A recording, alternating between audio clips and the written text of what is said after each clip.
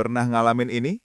Jam 11 malam, niatnya cuma nonton satu video 5 menit doang katanya. Tiba-tiba, lihat jam sudah jam 3 pagi. Mata perih, otak berat, alarm bunyi, dan kalimat klasik keluar lagi. Besok saya tidur lebih awal. Masalahnya, besok itu hampir tidak pernah datang.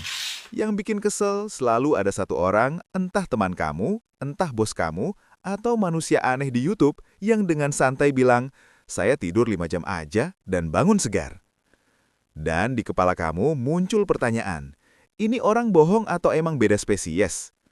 Hari ini, saya mau bongkar kenapa sebagian orang bisa tidur lebih sedikit tapi bangun lebih fokus, lebih tajam, dan lebih hidup.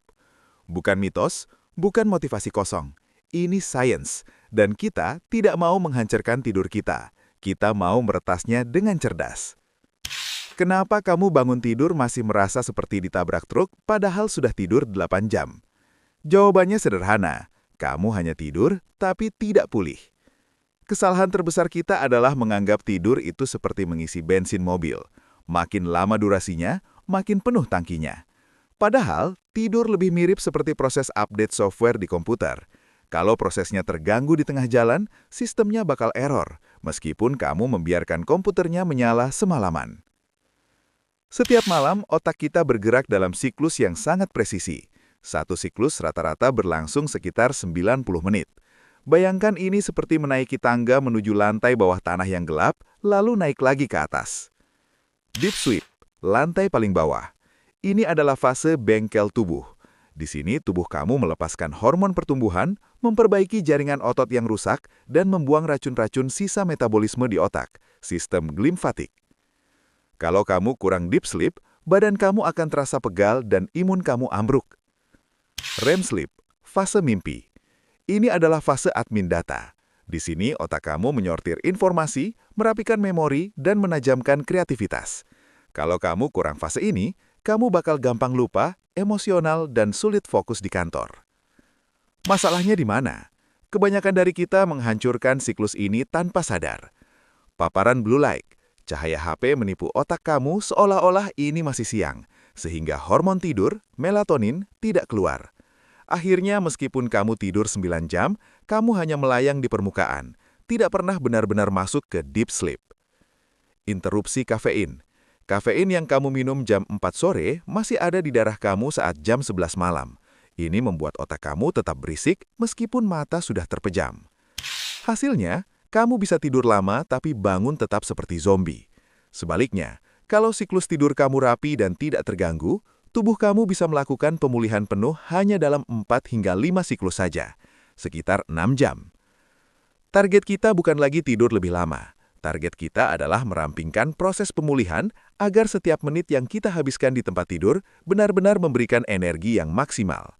Sekarang kita masuk ke bagian teknis. Bagaimana caranya tidur lebih sedikit tapi tetap punya energi seperti atlet?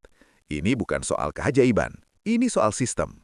Kamu perlu membangun 3 fondasi utama, agar tubuh kamu tahu kapan harus mati total dan kapan harus meledak dengan energi. Mari kita bahas bagian pertama, yaitu konsistensi, melatih jam batin atau circadian rhythm. Otak kamu itu seperti mesin yang suka rutinitas.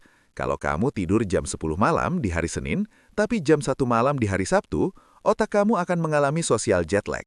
Hasilnya, melatonin, hormon tidur, dilepaskan di waktu yang berantakan. Penelitian dari Stanford menunjukkan bahwa jadwal tidur yang tidak teratur membuat fase deep sleep kamu menjadi dangkal. Jadi kuncinya satu, tidur dan bangun di jam yang sama setiap hari, bahkan di akhir pekan. Awalnya mungkin berat, tapi setelah 7 hari, tubuh kamu akan mulai bangun secara alami 5 menit sebelum alarm bunyi. Itu tandanya sistem kamu sudah selaras. Sekarang bagian kedua, yaitu perhitungan kelipatan 90 menit. Ini adalah game changer. Seperti yang saya jelaskan tadi, satu siklus tidur itu 90 menit. Kesalahan fatal banyak orang adalah memasang alarm di jam yang nanggung. Kalau kamu bangun di tengah-tengah fase deep sleep, kamu akan mengalami sleep inersia, rasa pening, emosi tidak stabil, dan otak terasa berkabut selama jam-jam. Contoh buruk, tidur jam 12, bangun jam 6.30, 6,5 jam. Kamu bangun tepat di tengah siklus. Hasilnya, kamu merasa hancur. Contoh efisien, Tidur jam 12, bangun jam 6, 6 jam tepat atau 4 siklus, atau jam 7.30, 5 siklus.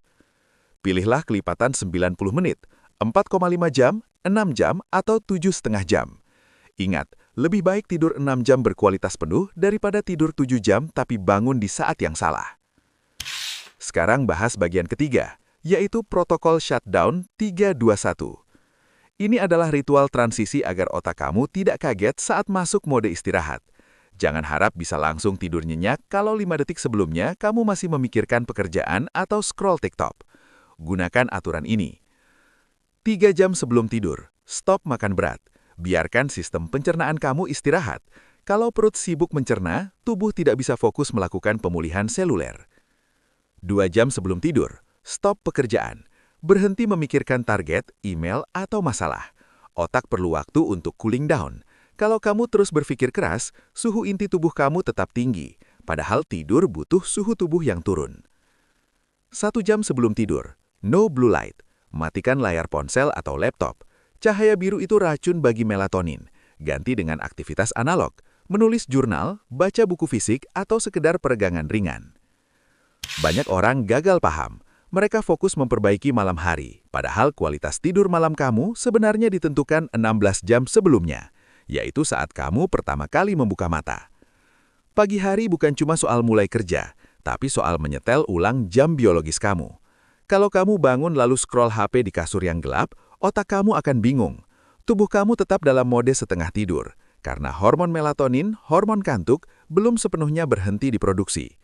Inilah kenapa kamu merasa brain fog atau otak berkabut sampai jam 10 pagi. Stop kafein setelah jam 2 siang. Tidur di ruangan gelap, dingin dan tenang. Dan satu hal penting, bersihkan pikiran sebelum tidur. Tulis semua yang ada di kepala kamu, to-do list atau kekhawatiran, agar otak berhenti lembur. Pada akhirnya, tidur bukan tentang siapa yang paling malas atau siapa yang paling kuat begadang. Tidur adalah alat performa. Banyak orang bangga karena hanya tidur 4 jam, tapi menghabiskan sisa harinya dengan rasa lemas, kopi berlebihan, dan otak yang tidak fokus. Itu bukan produktivitas, tapi penyiksaan diri. Tapi sekarang, kamu sudah punya rahasianya. Kamu tahu tentang siklus 90 menit, kamu tahu cara men-shutdown sistem tubuh kamu, dan kamu tahu cara menyalakan saklar energi kamu lewat cahaya matahari pagi. Jangan cuma ditonton, pilih satu hal saja dari video ini. Mungkin aturan 321 atau kelipatan 90 menit dan coba terapkan malam ini juga. Lihat apa yang terjadi pada energi kamu besok pagi. Karena saat kamu menguasai tidur kamu, sebenarnya kamu sedang menguasai hidup kamu. Kamu tidak lagi dikejar oleh waktu, tapi kamu yang mengendalikan energi untuk menaklukkan waktu. Kalau kamu merasa video ini bermanfaat dan memberikan sudut pandang baru untuk produktivitas kamu, jangan lupa klik tombol like. Saya ingin tahu, dari semua tips tadi, mana yang paling sulit buat kamu lakuin? Tulis di kolom komentar di bawah. Kita diskusi di sana. Dan kalau kamu ingin terus mendapatkan tips-tips praktis tentang self-growth, keuangan, dan cara meretas potensi diri kamu menjadi 1% lebih baik setiap harinya, pastikan kamu klik tombol subscribe dan nyalakan lonceng notifikasinya.